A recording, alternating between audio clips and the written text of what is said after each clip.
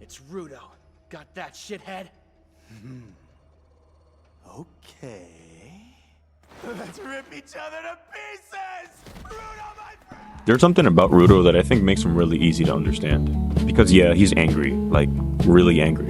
And after everything that happens to him, you can't exactly blame him. But the more I thought about Rudo, the more I realized that his anger isn't the most interesting thing about him. It's what's underneath it. Because Rudo grew up in a world where people already decided what he was worth before he even had the chance to figure it out for himself. And honestly, I think that might be the saddest part of his story. So today, I want to talk about Rudo. And not the gloves, the trash beast, or the crazy fights. I want to talk about why this dude is so angry, and why underneath all that anger, Rudo might be one of the most human characters in Gachiakuta. The first thing you have to understand about Rudo is the world he comes from. Gachiakuta takes place in the sphere, a floating city that's basically split between people who have everything and people who have almost nothing. And the way that world treats its poor is pretty messed up. The wealthy throw their garbage away, and that garbage literally falls down into the abyss. Rudo looks at that garbage differently. He sees things that still have value, broken stuff, old stuff, things that other people don't want anymore. He fixes them, he repurposes them, he gives them another life. And I love that detail because it tells us a lot about Rudo before the story even really gets going. This kid has an instinct to look at something everyone else rejected and say, wait, there's still something here. That's literally who Rudo is. He sees value where other people don't. And that becomes pretty important when you realize the same society treating disregarded objects like they're worthless is also looking at people like Rudo and basically doing the same thing. He's born into the slums. He's already looked down on. He's called a trash raider. People don't really understand what he's doing, and instead of being curious about it, they judge him for it. So Rudo grows up surrounded by this idea that certain things are simply worthless. And eventually, he starts getting treated like one of those things. So no, he's not like us. And if you keep hanging out with him...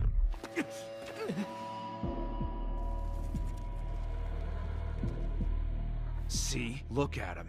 He's got those freaky murder eyes.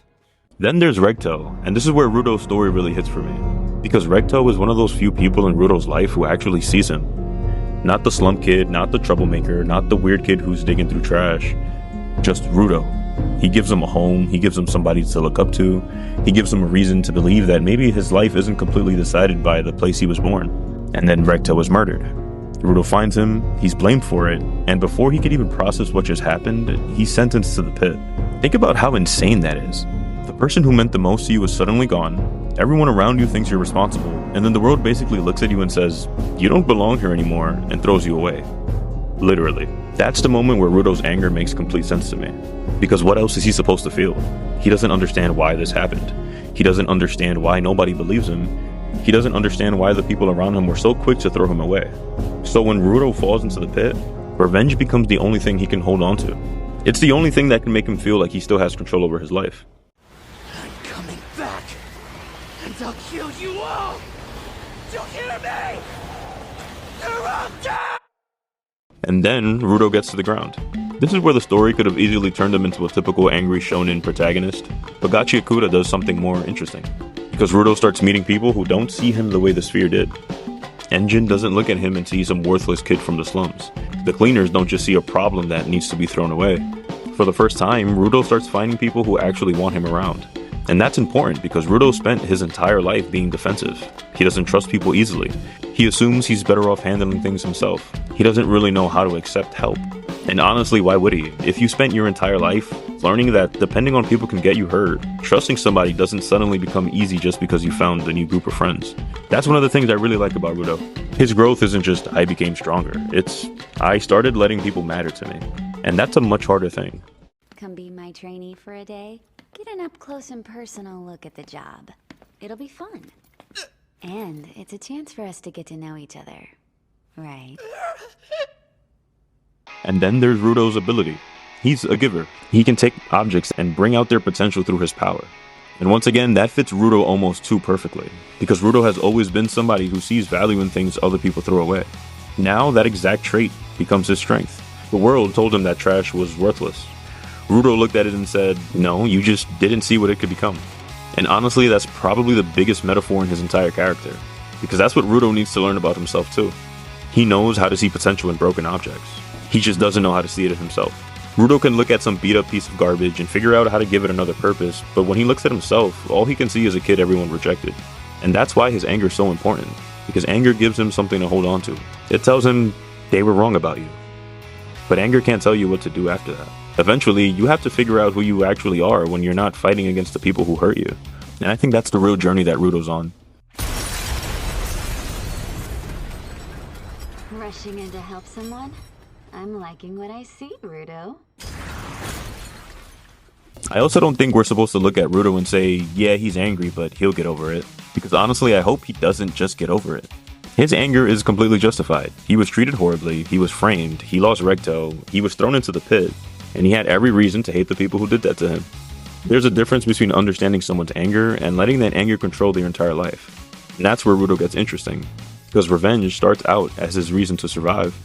Then he meets the cleaners, he starts forming relationships, he starts fighting alongside people, he starts realizing that there are people in the ground who care about him. And slowly, his road gets bigger.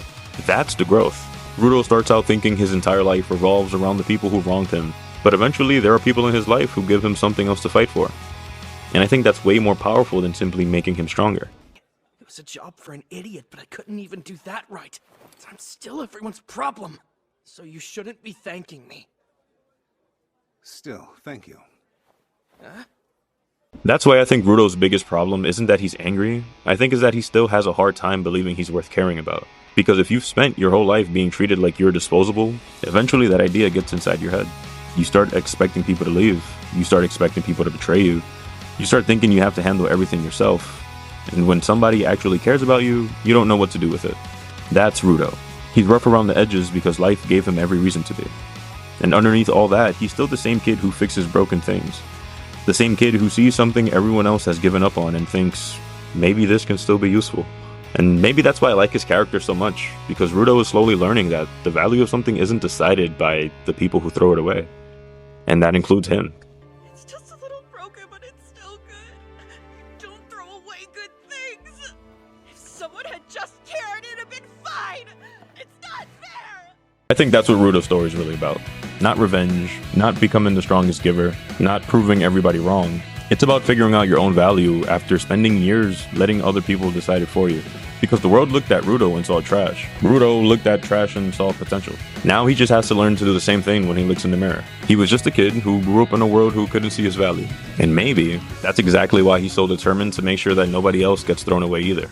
This is Anime Under the Surface, and if you guys have any other character recommendations, let me know in the comments. I'll see you guys next time.